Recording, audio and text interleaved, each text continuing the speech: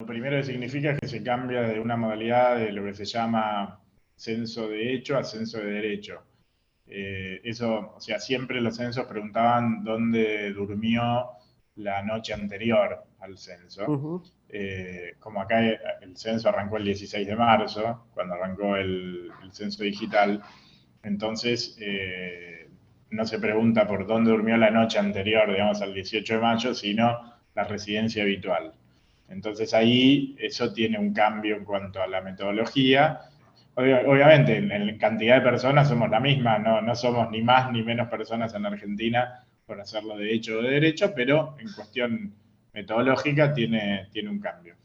Bien, habíamos dicho también que además de esta particularidad de derecho, también es bimodal porque conviven ambas modalidades, digital y presencial. Entiendo que el Claro, censo digital está en marcha desde mediados de marzo aproximadamente y hay posibilidad de finalizarlo hasta el próximo 18 de mayo. sí, el 18 de mayo va a estar vigente hasta las 8 de la mañana, que es cuando ya los censistas van a empezar a hacer el recorrido, con lo cual, bueno, ahí se corta para que no haya problemas con la bimodalidad simultánea. Así que sí, hay tiempo para completarlo, se puede hacer en varias etapas, no es que uno tiene que entrar y lo tiene que hacer todo en un mismo momento, pero lleva entre 8 minutos y 20 minutos de máxima si fueran muchos miembros en el hogar. Ahora, ¿cómo se realiza el censo digital? ¿Vos podés comentarnos algunos pasos claves que va a tener que realizar las personas que, digamos, decidan rellenar ese formulario digital? Primero, al entrar a la página www.censo.gov.ar, hay un botón arriba a la derecha para hacer el censo digital. Ahí lo primero que le aparece es para generar el código único de vivienda, ¿sí? O sea, primero hay que generar ese código de vivienda, para lo cual se pide la dirección completa, provincia, departamento, localidad, calle, número.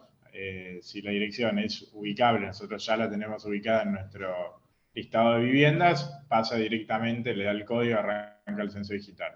En el caso de que no esté en nuestro listado de viviendas previos, va a aparecer un mapa para que se termine de ubicar la vivienda en donde está, y a partir de ahí sí le da el código de vivienda y empieza a hacer el censo. Y a partir de ahí es totalmente lo que te vaya llevando las pantallas, te va a ir haciendo las distintas preguntas, primero por todas las preguntas de vivienda, y después uno tiene que ir cargando las distintas personas del hogar, e ir cargando las preguntas de cada una de las personas. Por Bien, eso, bueno, cuanto más personas haya en el hogar, más tiempo va a llevar. bueno, una duda ahí es, completada esta modalidad digital, supongamos que yo completo ese formulario a través de censo.gov.ar. ¿Tengo que recibir al censista el día, digamos, del censo presencial? Estamos hablando concretamente el 18 de mayo, que es feriado nacional. Sí, hay que recibir al censista para darle el código de finalización del censo digital. Eso es a nosotros lo que nos termina de validar el domicilio, ¿sí? Pues nosotros, todas las preguntas, es un censo de población, viviendas y hogares, es un censo de viviendas también, no solo de personas.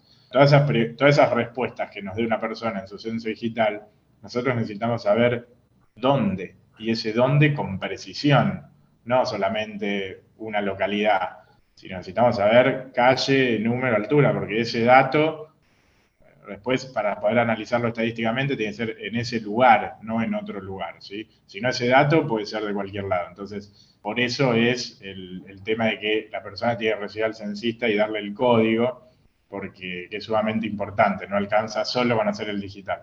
Además, es un día feriado exclusivamente para que, con comercios cerrados, etcétera, incluso más que un feriado común, con lo cual es justamente para que la gente pueda estar en su casa ese día. Bueno, ahora una pregunta vinculada a la seguridad. ¿Es posible verificar la identidad del censista? Porque tal vez algunas personas tengan miedo de hacer pasar dentro de su vivienda a un No censista. hace falta que la haga pasar. Si hace el censo digital, lo único que tiene que darle es el código. El código del censista le va a preguntar también cantidad de personas que viven en el hogar. Y listo, eso se lo puede dar sin necesidad de abrir la puerta, puede ser desde una reja, de una ventana, de una reja.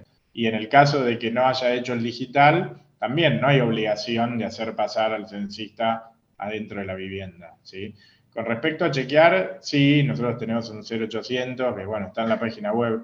También tengamos en cuenta que hay muchas altas y bajas de censistas hasta último momento. Tengamos en cuenta que es un operativo de 650.000 censistas, que realmente es muy grande. Si fuese una estructura operativa más pequeña y fuese un censo que se hace en varios días, bueno, por ahí sería más sencillo. Hay un 0800 donde se puede validar, si es un edificio se pueden organizar.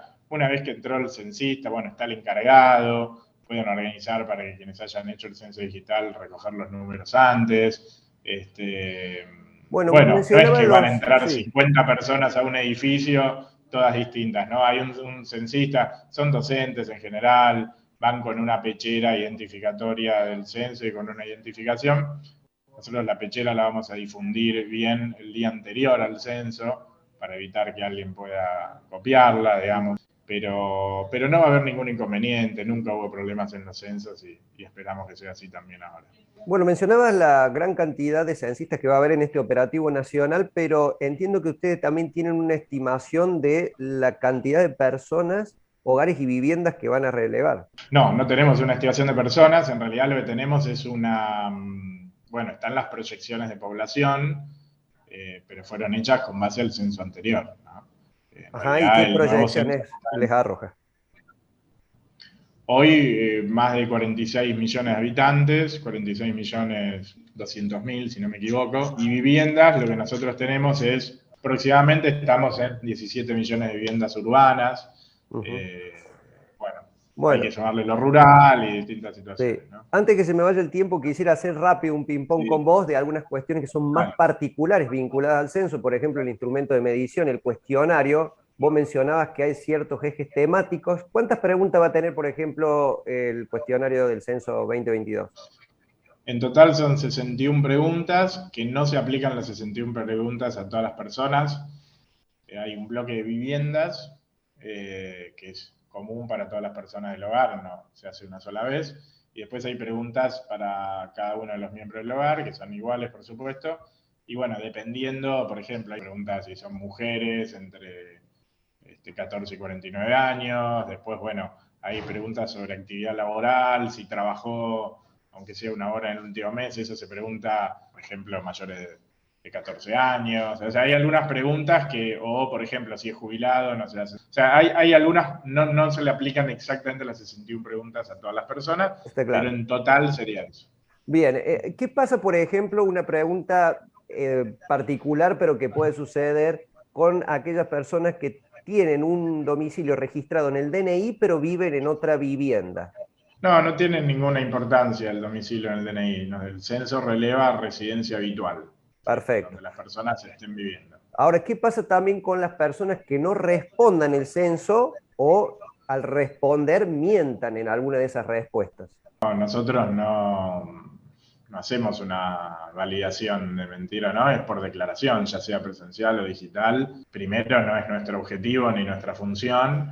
No, te lo pregunté porque Y tenía además, entendido que había una multa para aquellos que no respondieran, por ejemplo. no, bueno, pero una cosa es no responder y otra cosa es dar un dato que no es exacto, ¿no? Quienes no respondan al censo, bueno, sí, hay multas previstas en la ley, no es lo que se aplica en general, no es lo que nosotros buscamos la colaboración de toda la población y siempre ha sido así. La verdad es que hay mucho entusiasmo.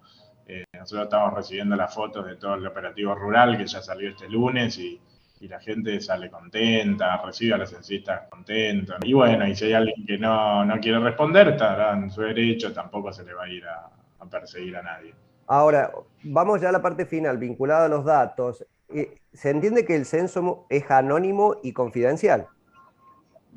Sí, correcto, es anónimo, por supuesto, y sí, los datos, por supuesto, están protegidos por el secreto estadístico, todos los datos que releva el INDEC están protegidos por el secreto estadístico, el INDEC no publica datos de manera individualizados. Te lo pregunto porque ahí, revisando alguna de las modalidades, puede pedir, perdón, DNI, email, nombre. Toda la relevamiento de información es con fines estadísticos.